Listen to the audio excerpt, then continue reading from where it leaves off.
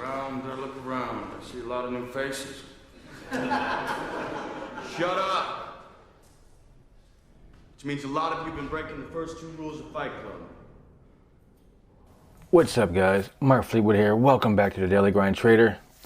And as the intro would suggest, I broke my first two rules. And I'm not happy with myself. That's right, guys. No DGT intro, just that little cutscene from one of the best movies of all time, Fight Club. If you don't like Fight Club, fight me. Guys, I messed up really badly.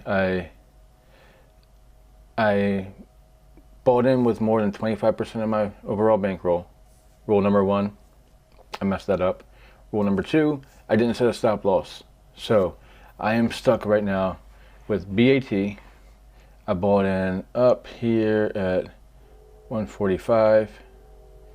And today's dip put a world of hurt on me. And I hope, this candle here, this 4-hour candle here is looking kind of nice. I hope this is a quick return. I hope it's a quick swing up. The RSI is looking like it could be the case, but this has been prior to this dip. Even here, now I bought at 145. I should have had my stop loss set,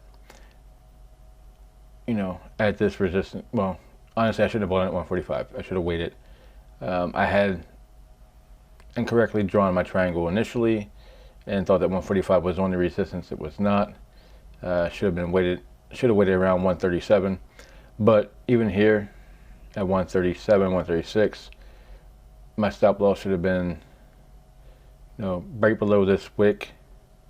I should have been wicked out here at 131, 130, and definitely should not have lasted through this 119 dip. I can't speak to anything other than I got greedy in two ways. One, I bought in at 25% here on BAT. I did my normal rule to go 25%. But on VET, I saw another potentiality for the breakout. So this was the kind of weak breakout where it only got to 25 cents. It tapped 25 cents for a split second, and it never got to 28 cents. But I saw this making another strong resistance or strong support at 22. And it was making this nice kind of flag pattern, so I bought back in. I bought back in for like 10% to hope for another big breakout. And it got to 23 cents this time before dipping down hard. These last candles here, this was all today. I didn't have a stop loss on this either. Now, why would I have not set a stop loss? I got into my own head, and I made a classic mistake, and anybody who plays poker, again, I'm going to make another poker reference. Anybody who plays poker will know this mistake. And it's so easy to do, but you have to be better than this mentally. You fold out two junk cards, and then you watch the flop, the turn, and the river, and those two junk cards end up hitting a full house. And you're like, man, I should have played those cards. No, it doesn't matter what happened, you still shouldn't have played those cards. The odds are that those cards were going to be junk, and you were not going to have a good hand. That hand could have played out 100 times, and that full house only happens once. And that does not mean you play that hand 100 times for one big outcome. It just so happens that it happened when you threw them out and you watched it. This breakout didn't happen. Shouldn't have got back in. But the reason I brought up the cards is because, the poker game is because ADA, I stop lost ADA. And it went way under my stop loss. And for about 16 hours, it was under the stop loss, and then went freaking parabolic immediately straight up to 168, and then up to 185, I think, at the top. So that put me in a position to say, my leverage isn't that bad. I'm only leveraging 25%. The liquidation point is super low. Maybe I don't have to set my stop loss so high, or my stop loss doesn't have to be so tight. I allowed myself to forget the reason why I set my stop losses so tight. BAT and VET right now, I had to be extremely lucky or hold for the entirety of the 7-day contract to see if I can potentially get back to break even. I had to hold for 7 days to break even.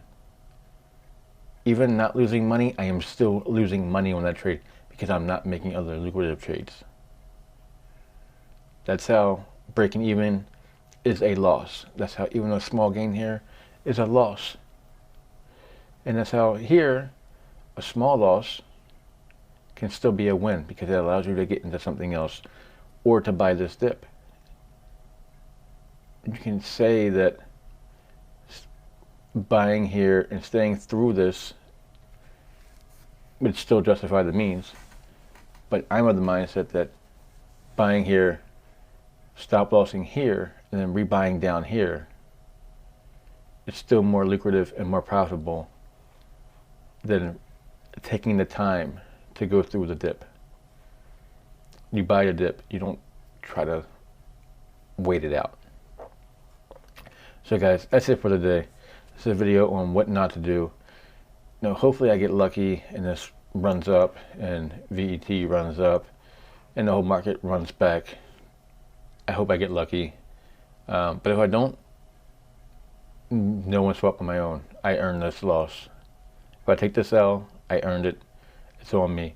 So guys, with that being said, see my mistake, learn from my mistake. Don't have to learn from your own mistake in the same way. That's why I make these videos. That's why I'm doing this channel. I'm being transparent. The whole design of this is to be transparent. So my wins, my losses, it's all there. My mistakes, everything's all there. Guys, this is a big one to learn from. Hopefully you can learn from my mistake without having to have made said mistake. So guys, if you liked the video, hit the like button, subscribe to the channel, hit the notification bell, and until next time, peace.